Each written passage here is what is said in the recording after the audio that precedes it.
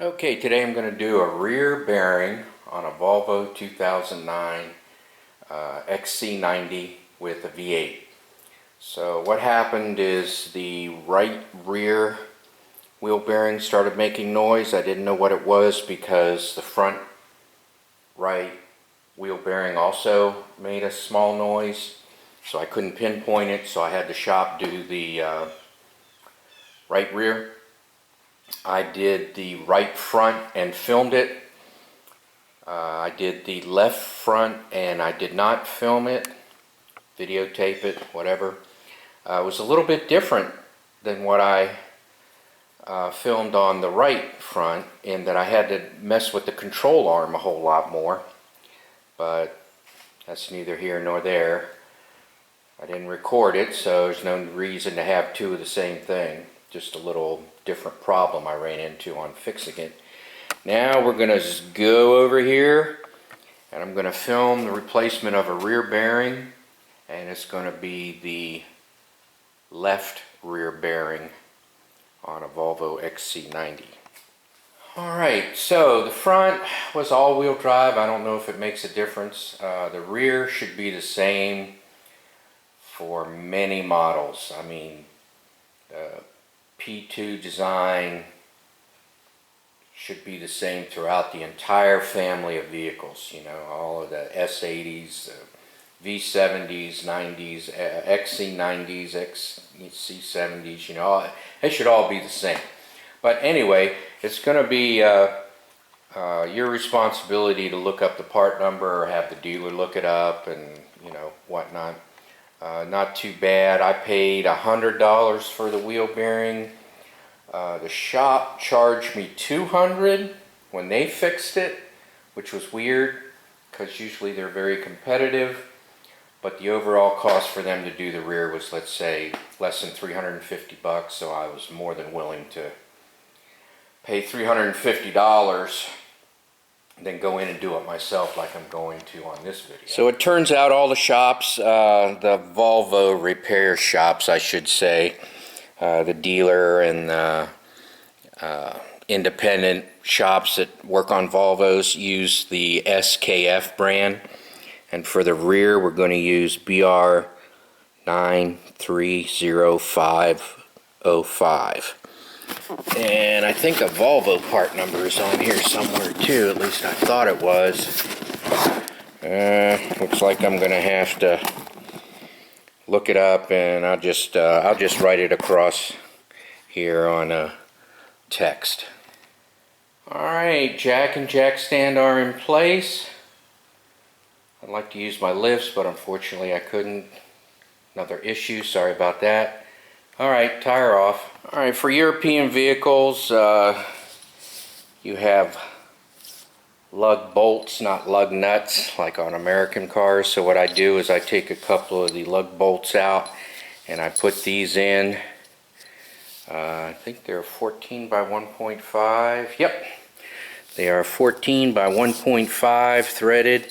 Got her knurled in, and they have a little tip on there. You can put an Allen in there if they get stuck. I found that on some vehicles the lug bolt holes and the brake disc bolt, the assembly bolt, sometimes those holes need to be cleaned out, and that'll prevent this from going in. But anyway, we'll see how this is.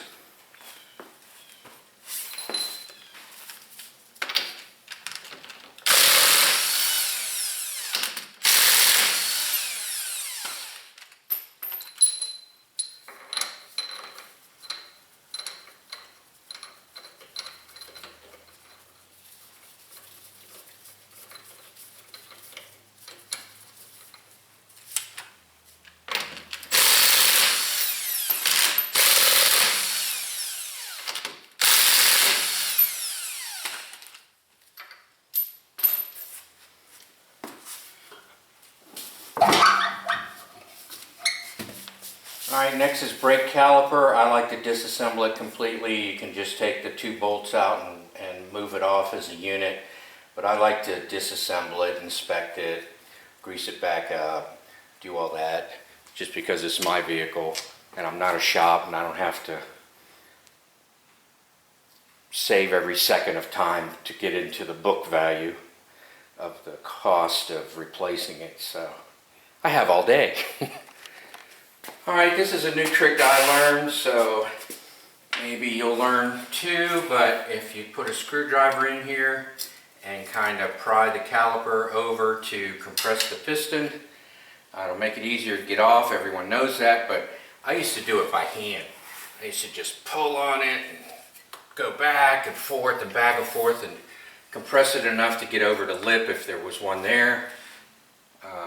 But I've since learned that you can just use a screwdriver, compress the piston that way, and it comes right off. Okay, I have the caliper off, but I'm not doing brakes. The brakes are in real good shape. I'm just going to clean it up a little bit and when I reassemble it and put a little grease on there. But the reason that you really want to take it off by the mounting bracket, the two bolts in the back, they look like 13s, I'm getting ready to take them off, is because those slide pins, the bottom slide pin is extremely difficult to access, no matter what kind of Allen you have. So anyway, it's probably best to take it off as a unit if you're doing brakes, but anyway, that's what I did. Next, you just want to move the speed sensor wire out of the way. Typically, I remove that. We'll see when I dig into it deeper. Alright, with the brake caliper mounting bracket out of the way, it was a 13 millimeter. I'll take the disc off. There's a 10 millimeter, need a 10 millimeter socket to take the bolt out. Next, we'll take the brake disc off. Shouldn't be locked on there. The parking brake is off, and I did the brakes. That's why it came off so easy. Didn't have to beat it off with a hammer, because I put anti-seize around the contact area. In case you didn't know, this part of the rotor is the contact area, and you want to put a little anti-seize on there so that you can take it off real easy. And now it's just the 4 bolts to the wheel bearing.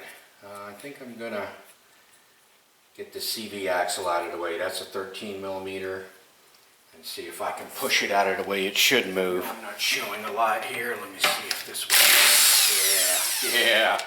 All right.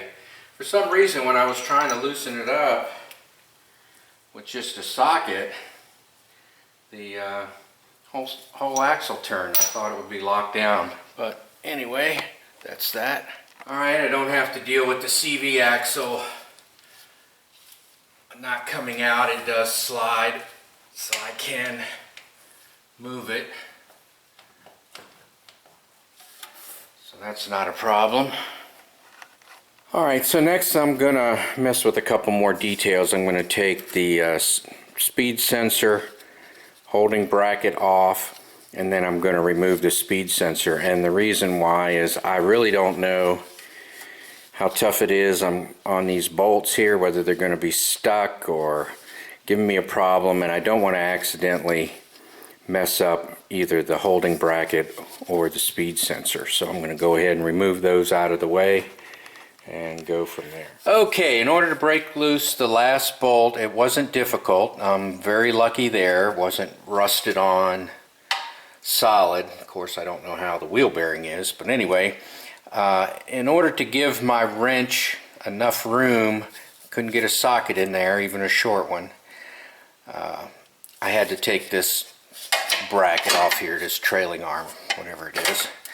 It was real easy. It doesn't affect the alignment, you know, you just bolt it back on. Easy peasy. Just might have some fun getting the bolt back in, but you know, not too bad. And that gave me enough room to get my wrench in there, and I could break it loose. So, last bolt. Let's see if it comes out completely or if I have to leave it in there. Alright, I was able to get all 4 bolts out. Just lifted the CV axle up a little bit, and that gave it clearance for that bottom rear bolt to come out. Now it's just a matter of seeing how the wheel bearing's going to come out. Alright, let's see how lucky I am. I would say I'm pretty lucky. So here's the old one, pretty cruddied up. So I'm going to clean the contact area on the wheel carrier. I won't show that, I'll just get a wire brush in there, push the CV axle out of the way as I need it to get cleaned up. Put a little anti-seize on there in case I'm the poor SOB that has to take it off the next time for whatever reason. And keep on going. Alright, time to hose it down, clean it up.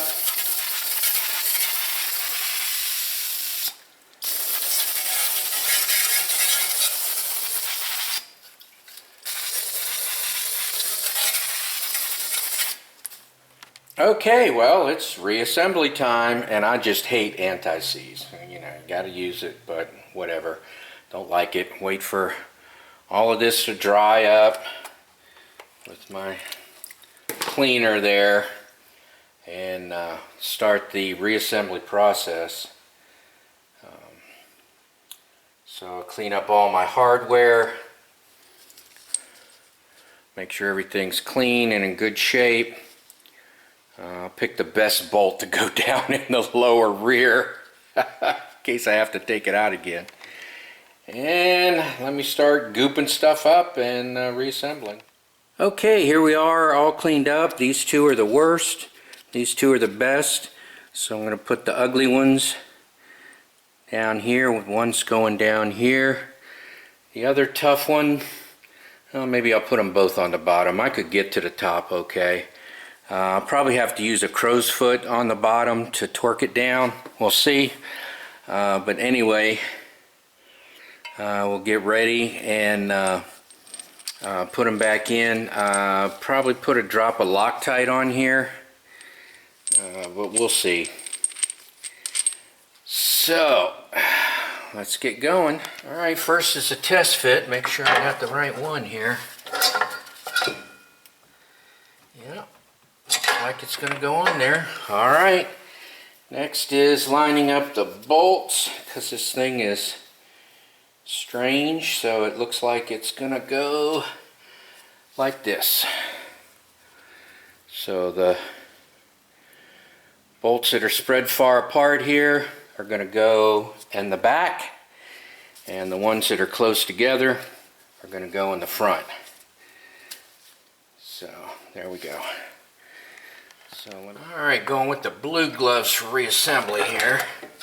See if I can get this thing in location, get some bolts started. I'm done!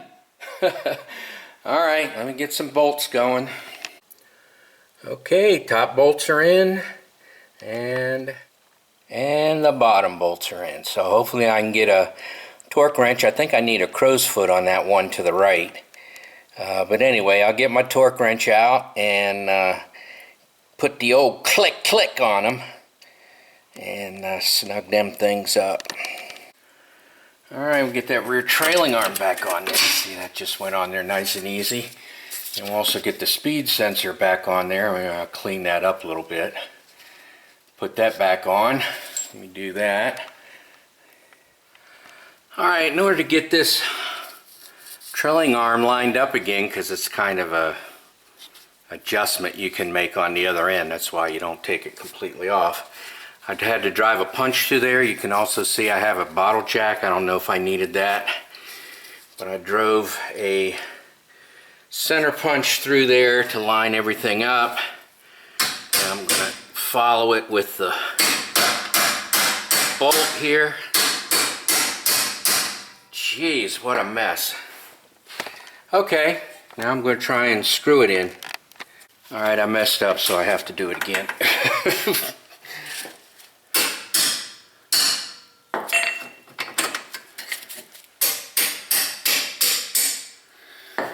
Alright, let's see if I can get it this time.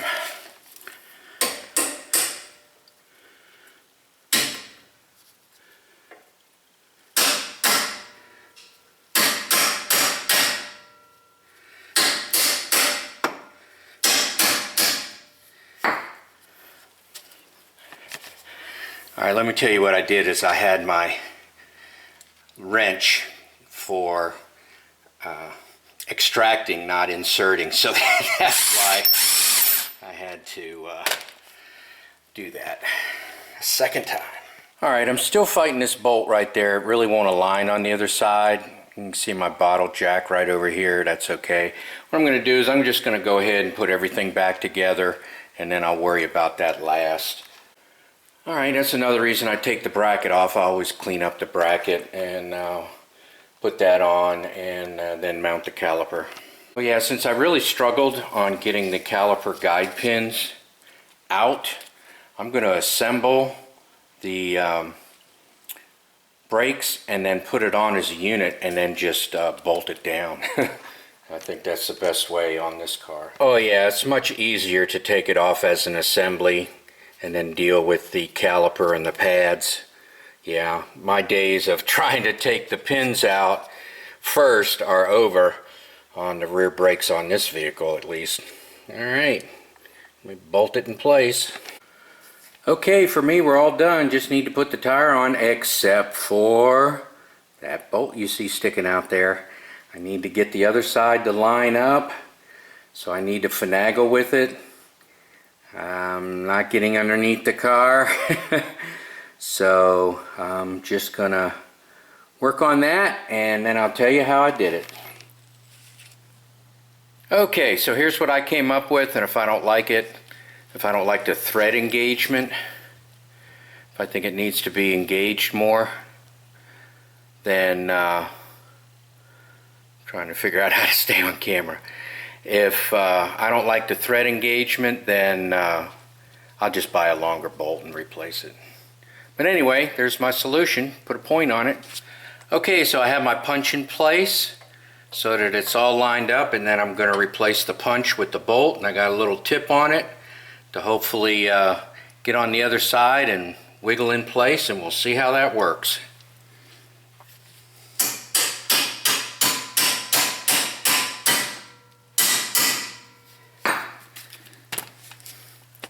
Alright, looks like it's working, so let me see if it finishes up and I'll show you that.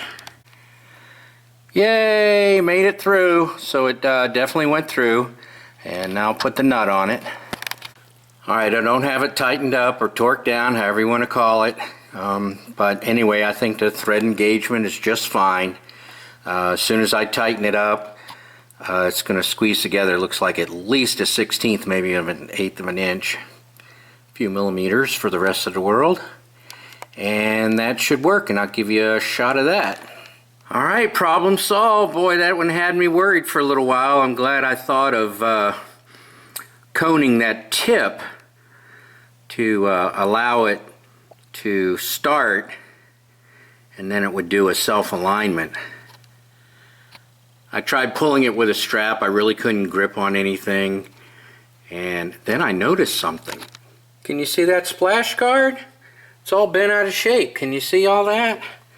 I don't know, camera's not always that good for showing stuff like that, but there's a good shot. I can see it. It's right there. You can just see it's bent out. It's like someone had the same idea or needed to pull it in some or something. See how it's like puckered out there? So someone in a shop did something. I'd admit it if it was me, because I've made plenty of mistakes. Alright, so that's the rear wheel bearing. So the hard part wasn't hard for me. Usually those things are just stuck on like crazy, and you can't get them out. Luckily I didn't have to take the parking brake apart. That's a pain in the ass on this car. I have replaced the shoes. I'm looking at the splash shield. Am I in camera? Let me move the camera. Yeah, someone's definitely been in here doing something. You can see it's not uniform. I know it's just stamped metal piece of tin, but it's definitely been abused. Can definitely see it. Alright, let me get the tire back on here, pump the brakes, and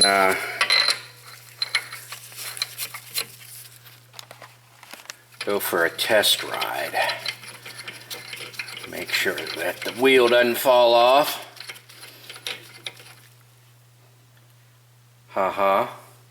Alright, I'll get the wheel back on here. Line everything back up. Alright, let's get this on here.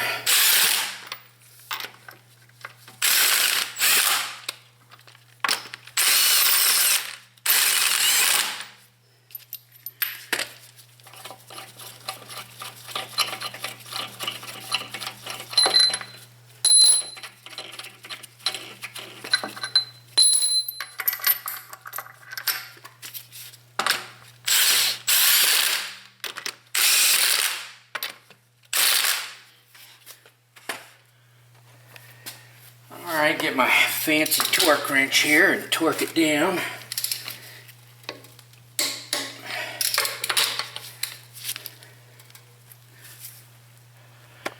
Sorry about that, the camera was in the way of my torquing, so I went all across. Now this is my check. Nothing should move except the car's going back and forth. Should have the parking brake on.